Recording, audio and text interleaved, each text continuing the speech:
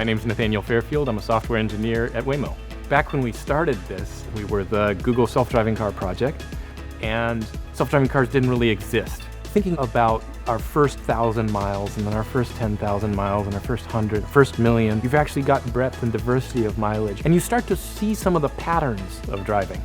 The 10 million mile milestone is about 10 lifetimes of driving. It's a huge amount of experience that we've gained across the country in all kinds of driving conditions, and it takes that kind of experience to learn all of these lessons to really make that possible.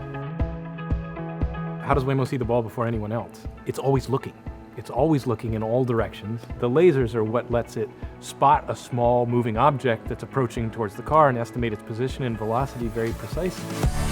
So this is a very interesting case where there's actually a couple with a dog. At the same time, a jogger is just passing by, and the jogger swings around the dog out of the bike lane into the road. The car doesn't just understand where the agents are. It actually understands how they're going to interact in the near future and is able to make those predictions in the blink of an eye before you can really understand exactly what's going on. This is night construction, which, as a human driver is one of the more stressful things. The car handles it really well because the car sees as well at night as it does during the day. For the lasers and for the radars, they see where the cones are, where that aisle of traffic that's being laid out here by the construction zone is going. Red lights and green lights, they're really important, but people sometimes don't obey that. In a case like this, where the red light runner happened, the car is actually checking all around in all directions all at once. And so it can see when there's somebody coming who looks like, wait, they're not really slowing down for their red light. And at some point we decided, wait, they actually look like they're gonna run the red light.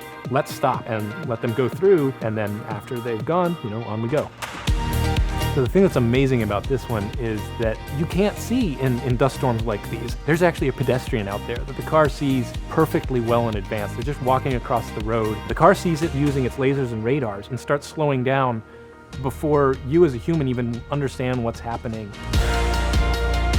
A regular person has a lot of built-in assumptions about how the world works. The car is really thinking and is designed to consider all of the worst case stuff that we have ever seen and how that can play out. And so that makes it in many ways a very careful driver that is thinking through all the repercussions that you might not be doing. It doesn't get sleepy or drowsy or drunk or distracted by cell phones or distracted by the children in the back seat. The car is always paying attention to all of these factors and trying to think ahead. In the early days, we used to joke, how many engineers does it take to drive a driverless car?